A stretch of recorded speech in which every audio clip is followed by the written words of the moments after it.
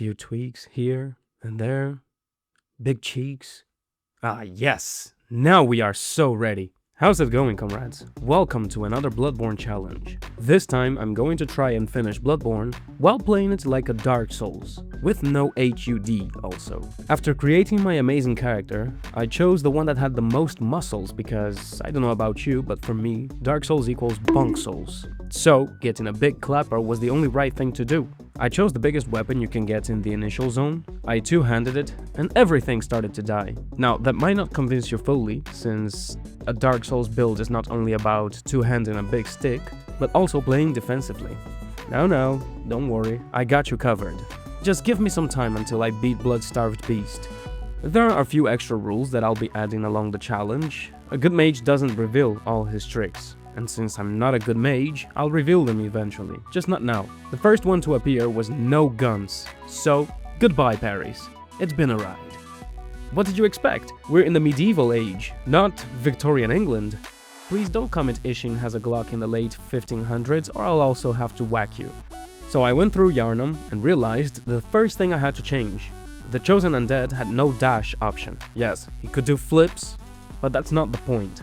What matters is the hunter only dashes while locked on, which means from now on, I'll only dodge while unlocked to get the roll animation. That obviously means I am slightly handicapped. Firstly, if you didn't know, when the hunter attacks after a dash, depending on where you dashed, to the sides, to the front, or to the back, the attack changes, and sometimes it works wonderfully to cover distances after the enemy whiffs. Because the hunter takes a few steps during the follow-up after a dash back or a dash right or left. The roll, however, gets a general attack, no matter where you roll, which for me was only useful if I dodged into the boss. Secondly, having both in your arsenal is nice because usually dashes are good against fast humanoid enemies to punish their whiffs, for instance German, and rolling works wonders against big beasts who mess up the camera if locked on, like Amelia or Parl. Finally, rolling and shooting your weapon gives your hunter a crouched animation while he shoots, which reduces his hitbox and allows him to dodge some attacks that would hit him. But, unlike Ubisoft, I'll use no weapons for Dark Souls' historical accuracy. Going back to the run, I smashed the cleric beast with a combination of sticking to its rear. While reading my script, I realized that this sounds unintendedly sexual, sorry for that. Then I broke its limbs and burned it down with Molotovs.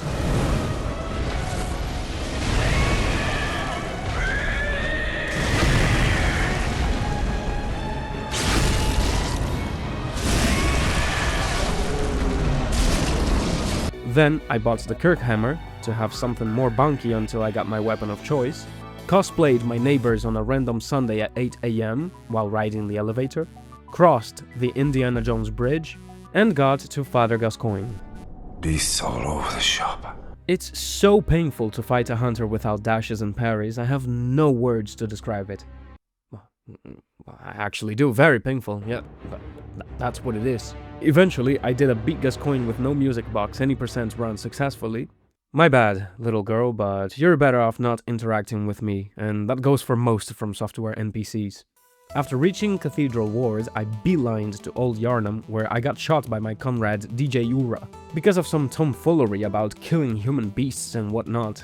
Brother, I am only here for that thing. And it doesn't even look human. Spoiler alert, it was human. In the BSB boss fight, I realized that one of the hardest things about the no HUD challenge is when you get applied status effects. In phase 3, the walking pilled burrito can apply the poison effect to the hunter, which means my health will drop constantly until I die or take an antidote.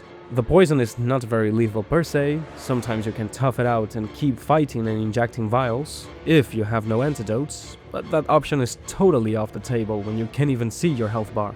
What's more, you can't even see if your selected item is the antidote, and that means you'll sometimes be looking like this.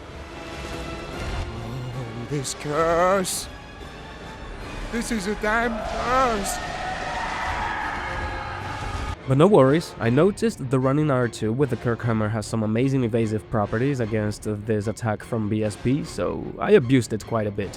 After a few attempts, I proved Jura right and left Old Yharnam since I'm nothing more than a beast blood drunk hunter. Don't ask me why, but after returning to Cathedral Wards, the door was open. I don't know the specific relation between Blood-Starved Beast and this door's lock. Anyway, finally I had what I needed to make my Dark Souls build complete. Or, at least that's what I thought, but turns out Ludwig's Holy Greatsword is pretty expensive, so I had to farm a little for the 20k echoes. Now, with a great sword on my... wait!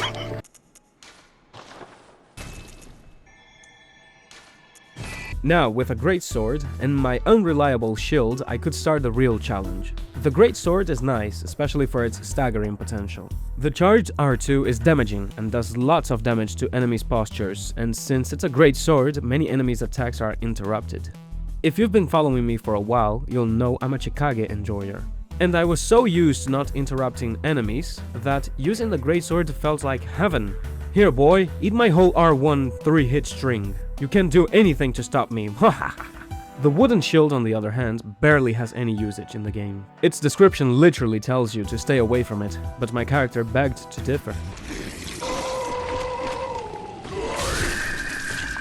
I tried to use it as much as I could, as you'll see in many clips in the background, but it's pointless. I mean, when a loading screen tells you it sucks, it just sucks. You don't object it.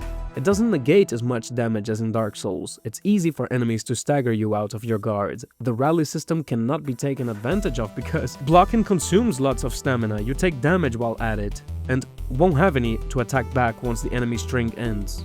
I almost shed a tear of nostalgia for the chosen undead, seeing my hunter drawing a sphere around the enemy while having his shield up and fishing for a backstab. That takes me back. Since blood echoes are going to be a constant struggle because I'll die many times, mainly due to not knowing how much health I have left, I decided that I was going to do as many bosses and quests necessary to gain echoes, and turn them into levels and vials. And that's why I decided to help Aileen in her haunter hunting. In this case, to get more echoes in Henrik's set. It has one of the best combinations of resistances against bolt, fire, frenzy, and poison. Plus, some nice physical damage absorption. And look at this, he coined the term Dripborn. His set is so stylish. So I helped her, being very careful not to hit her with my newly acquired giant tool.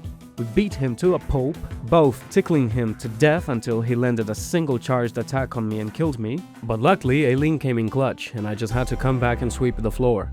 I came back to the dream and realized that this was a waste of time because Henrik gives you a measly 5,000 echoes, and his set is only acquired by using insight as currency. In Dark Souls you could only buy things with souls. There was no secondary currency, so neither will Bloodborne. Then I decided to visit Charno Lane to get lots of twin bloodstone shards to upgrade my greatsword, and also get some echoes by defeating the witches. Which is not recorded because my capture card had other plans, but I can tell you it was quite annoying to die to them. Yes, I died to the witches. Once. Because one grabbed me and started gouging my eyes out without even trapping me. It was also annoying how I could neither spend all my insights to make the fight easier, nor see their health bars to avoid killing one until I have the other witch very low. I was basically killing one and chasing the other almost full health, giving them time to revive each other. By the way, now that I've acquired the Carol tool to use runes, I have to mention that I have sold all my blood gems and runes, because, you guessed it, these runes that give you a permanent boost to stamina or gems to embed in your weapon to increase your damage don't exist in Dark Souls. So, I won't use them. Then I went after Amelia, and honestly, I first tried her. The greatsword is so good at hurting those beasts' bosses' limbs, and I thought about something funny. I imagined our characters just watching the boss as they do their badass transformation cutscenes like...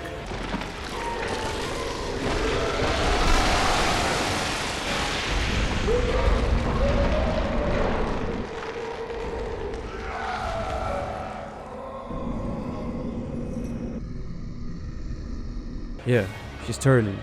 But I think I'll stay here and watch so the player can feel the full power of intimidation.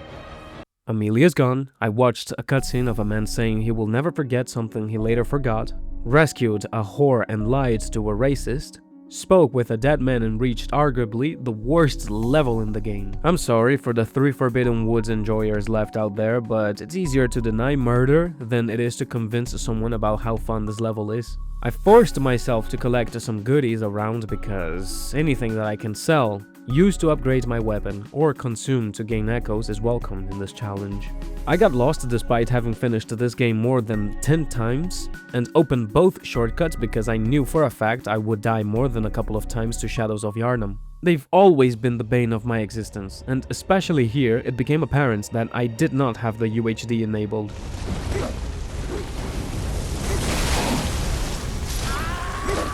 Since I expected to have more health here, and still died. This will be a recurrent theme from now on.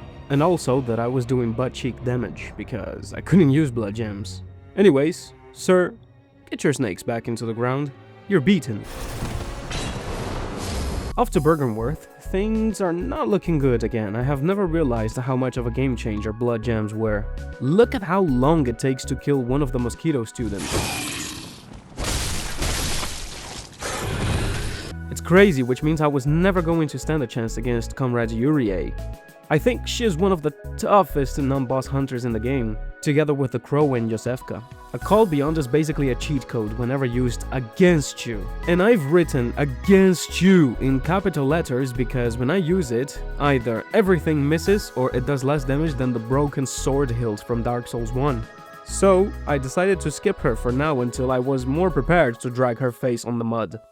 I went after Rome, died 1,000 times due to her spiders, mostly because they are capable of comboing you to death with 2 consecutive hits.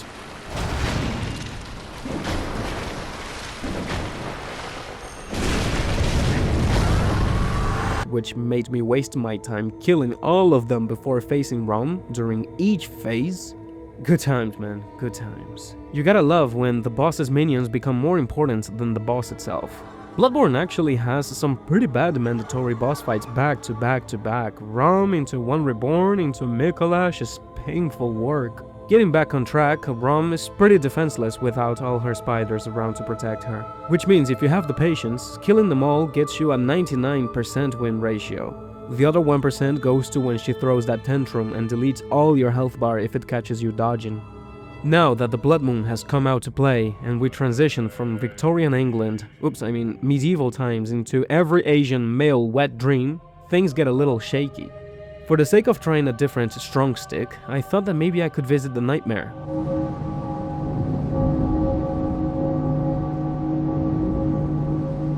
Get some goodies, and most importantly, run towards the Boomhammer and the Amygdala arm. Seeing how much they sucked, because of course I hadn't upgraded them,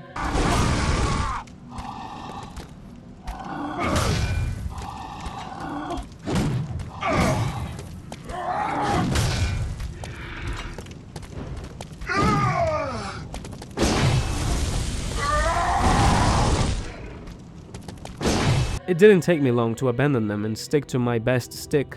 Before going after the one Reborn, I cleared the level a little to get more materials to upgrade Ludwig's fake sword and went after the one Reborn. Just like with Shadows of Yharnam, I couldn't stop getting stupid deaths here.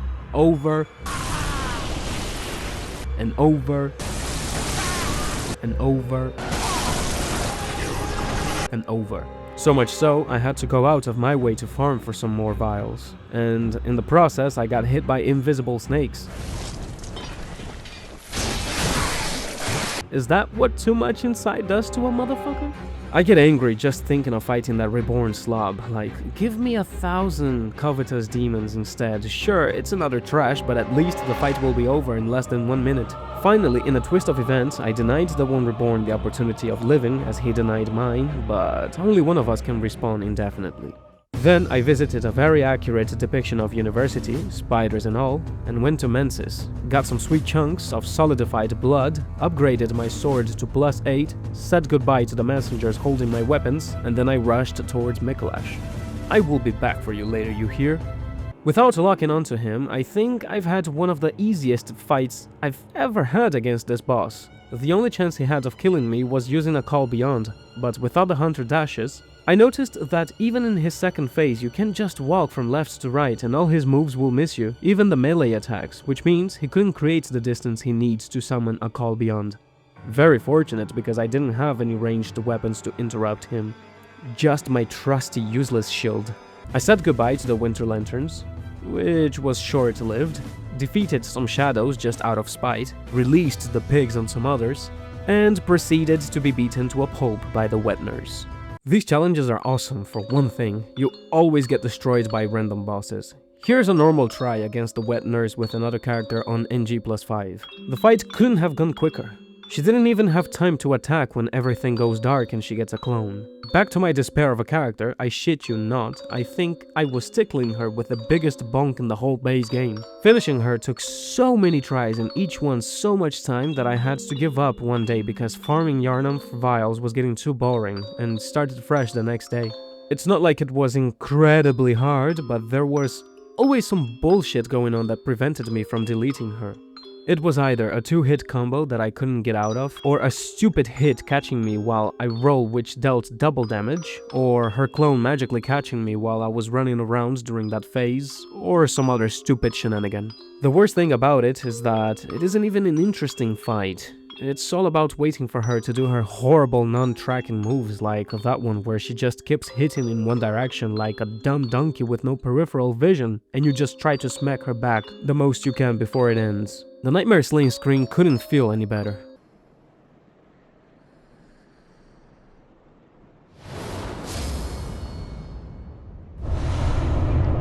After this, I visited the sewers of Cathedral Ward where Ariana had given birth to a little meaty cutie. It can't be. This is a nightmare. I have no idea why she's so disappointed. The baby has her eyes. And look at those baby sounds. I would eat him if I could, but I would be content with its umbilical cord. What? Are you telling me I actually can? Bring that over here, boy. And of course, my last stop, Yosefka, to get the last cord. Sadly, I always play offline for those challenges, so I couldn't see any strategically placed finger butthole message at this time.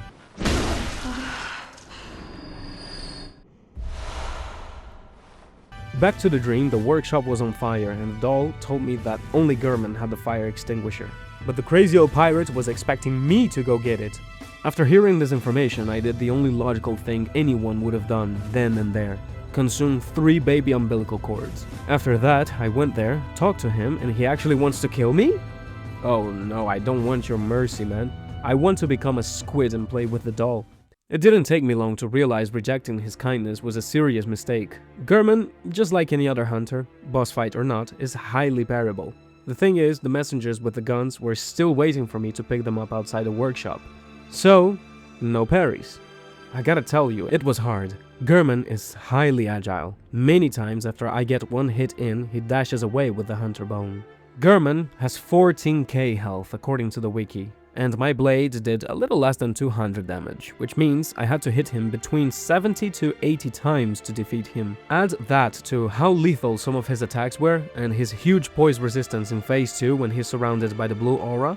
I mean, seriously, he won't get staggered, not even by a fully charged Grey Sword R2. So I basically had to pray that he didn't go for any fast moves while I was hitting him with my turtle bonker. After dying many times to him, I decided I had to go around and kill a few bosses that I had pending so I could increase my level, and of course, I also had to farm for vials. This game is a marvelous piece of art, after all, regarding the healing system. First, I went after Parl. Tesla Dog is always an easy chore when it's your first playthrough and you have a weapon that staggers easily. And I just so happened to have one of the best in the game, so I first tried it.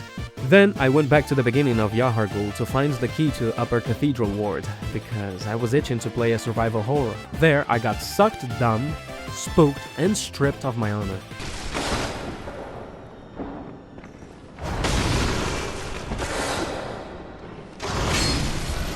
We opened the orphanage doors, and how do I put this?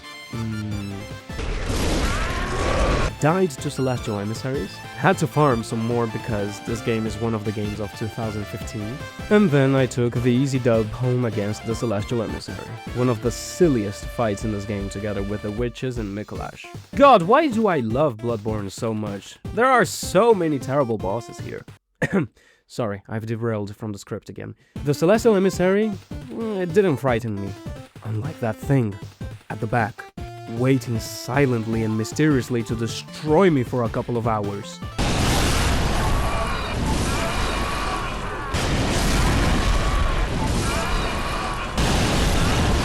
Yeah, I think I'll come back later. You're not worth the suffering. Finally, I pitch stopped at Amygdala, or how Patches pronounces it, Amygdala. Oh, Amygdala, Now I'm hesitant to say every boss's name, just in case German turns out to be German. Oje, was war es? Die Jagd, das Blut oder der schreckliche Traum? I'm not going to lie, it was a pretty easy fight, maybe because I was done with almost every boss in the base game and Amygdala is supposed to come after the one reborn. After ransacking Amygdala's spot of echoes, remember when I said bye-bye to the lanterns? Well, I needed that blood rock to increase my damage and maybe be done with German in 60 hits instead of 70.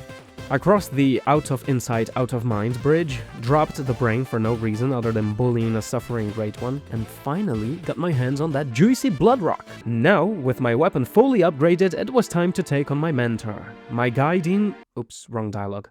German was still pretty tough. He took a long beating to go down. Here are some interactions that caused me trouble. While two-handed, he has a chance of charging an attack that cannot be interrupted, only parried. If he caught me hitting him, that was almost game over for me. Or so I thought, I couldn't see my health. In his one-handed variation, he becomes very agile, and sometimes being able to dash would have helped me a lot to reduce distance and get some hits in. Rolling landed me too far away from him. This attack insta-killed me while dodging at full health. I know I had full health because in both situations I had just used 2 vials just in case. Only Miyazaki knows how many vials I've wasted in this challenge by healing twice when maybe only one heal was enough. After many attempts, the old man went down.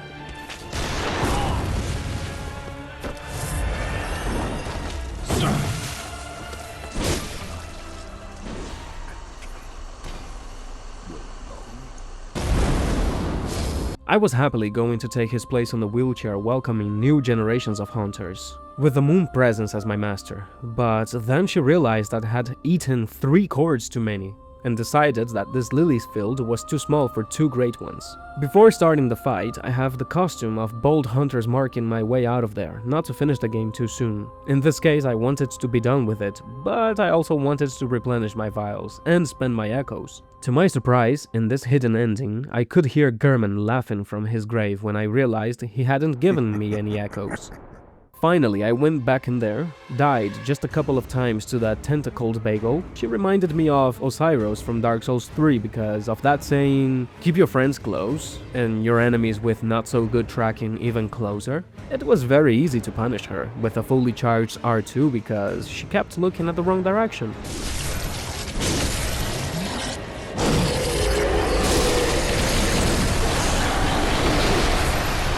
Yes, indeed. It is possible to beat Bloodborne playing it like a Dark Souls with no HUD. This challenge took 16 hours to complete, plus the time I spent with the script, the voice recording, and the editing. Which means, please, don't be a Dark Soul, be a generous soul, and exchange all my grinds for a sub. Thanks to every comrade who made it all the way here. Be seeing you. You are a skilled hunter. Skilled hunter. Adept. Skilled hunter. Hey, don't worry, I went back to Menses after that hunter. But I still think I'm forgetting something. Well, beats me, I have no idea. Bye!